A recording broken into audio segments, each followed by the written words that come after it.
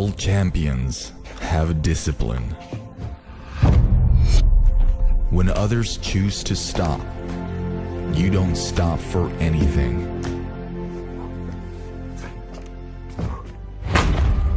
Because it's the discipline to work hard, even in times when all seems hopeless. You gotta stay strong and remind yourself who you are.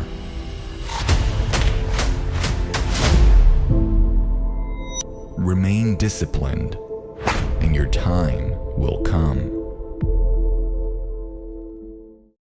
What is up, smartphone filmmakers, and welcome back to my channel. This is the best time of year to start filming with your phone because the video quality you get out of it is just muy bueno. We almost always see at least some level of camera improvements every year, and it's only getting better and better. I'm always looking for the best possible ways to achieve a cinematic look in our videos when it comes to using a phone. With the iPhone 13 lineup, we have come a step closer to achieving that look. If you haven't heard of it already, it's called cinematic mode, which, by the way, the video you saw was shot with it. So what does cinematic mode do? Well, it's basically portrait video on your iPhone which blurs out the background.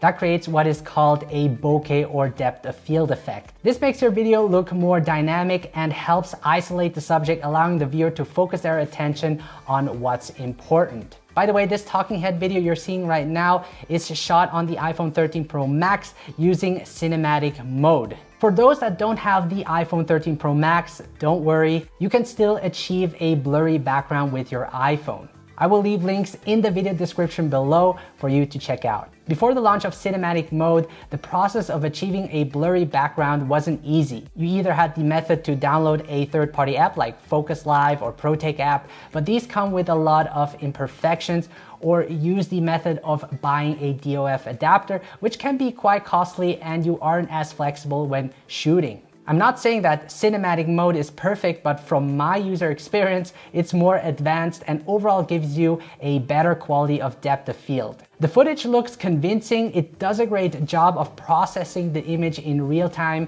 and you can create some cool focus transitions. So how can we use cinematic mode in our videos? First, launch the camera app on your iPhone 13 and swipe to select cinematic mode. Once selected, you have a live preview of what the cinematic footage will look like. You can record in 1080p 30 frames per second, and it works with the front and selfie camera. When a person or an object is detected, which it does quickly, it automatically sets them in focus, making the background blurry. By tapping on the screen, you can set your focus as you record. Tap again to track the focus. This is great for moving subjects. Tap holding on the screen will lock the focus. If you have two subjects in the frame, cinematic mode will place the focus on the subject that is closer to the camera. If the subject then turns their head, the focus shifts towards the subject that is further away, creating a focus pool. And it does it quite organically. If you want to change the amount of blur in the background,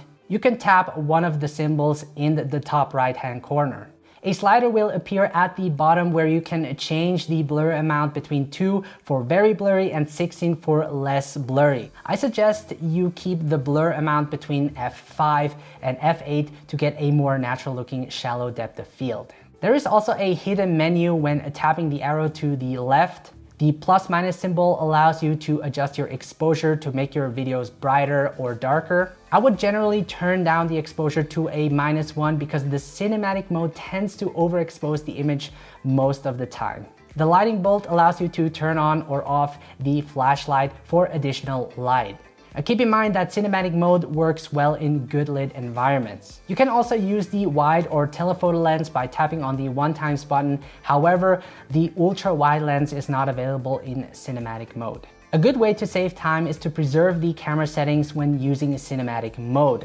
This way you can set your values such as the exposure and f-stop, and when you open cinematic mode again, the settings will stay the way how you left it. This also works with the normal video mode on the iPhone. Now, the beauty about recording your videos in cinematic mode is that you can change the focus and blur even after you shot your videos using the camera app's editor. So let me show you how to edit your videos that was taken in cinematic mode. In the photo app, tap the video that you would like to edit. select the edit, and the video timeline appears below your video. The white dots are the points where the focus has changed. You can move the indicator to scrub through your footage. What's great is that you can see what's currently in focus indicated by the yellow square, and it also recognizes people or objects that are in the background, which are indicated with a white square. This is where people get a little bit confused. Now, below the timeline, you have these white dots, which represent the automatic focus pull made by the camera app. These can't be deleted. The yellow dots represent the manual focus pulls that were made by me, for example, or by you. These can be deleted. Like I mentioned, a focus pull is basically the change of focus in a scene. On the top left, you can tap the focus button to switch between automatic focus tracking or your manually selected focus point. Since I want to manually adjust my focus, I keep that enabled all the time. You can tap on the white square to change the focus point to that person or object. You can also tap anywhere else to set your focus point. You can double tap on the subject, which will enable automatic focus tracking, which will track the subject throughout the video. To lock the focus, just tap hold on the screen. To change the blur amount, just tap the F button and set a different value, which will then be applied to the entire clip. And this is really awesome because if you find the blur amount too unnatural, you can always change it afterwards. You can also remove the bokeh completely by tapping on the yellow cinematic button at the top of the screen. So guys, as you can see, the editing process with cinematic mode is user-friendly and it is fun to work with. By the way, you can also edit your focus point and change the depth of field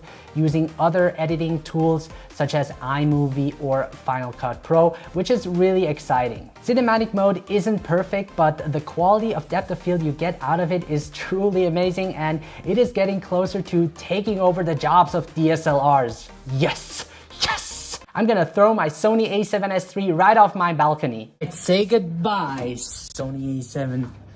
You know what? I'm probably gonna wait a couple of years. I don't think it's that quite ready yet. Now, it does take practice using cinematic mode and getting to know when to use it, because for certain situations, it doesn't always look natural and you get that sort of halo effect. So play around with the f-stop and see what works best. I hope cinematic mode will be available in 24 or 25 frames per second, since that is the cinematic frame rate to achieving a realistic motion blur and is the standard for movies. The great thing about cinematic mode is that you don't need additional equipment to achieve a blurry background, and it does it pretty good. Especially that you can adjust the focus even after you shot the video allows for a lot of flexibility in post. With that said, guys, cinematic mode brings a new level of filmmaking on an iPhone and makes shooting videos even more enjoyable. Now, I would love to hear your thoughts on the cinematic mode.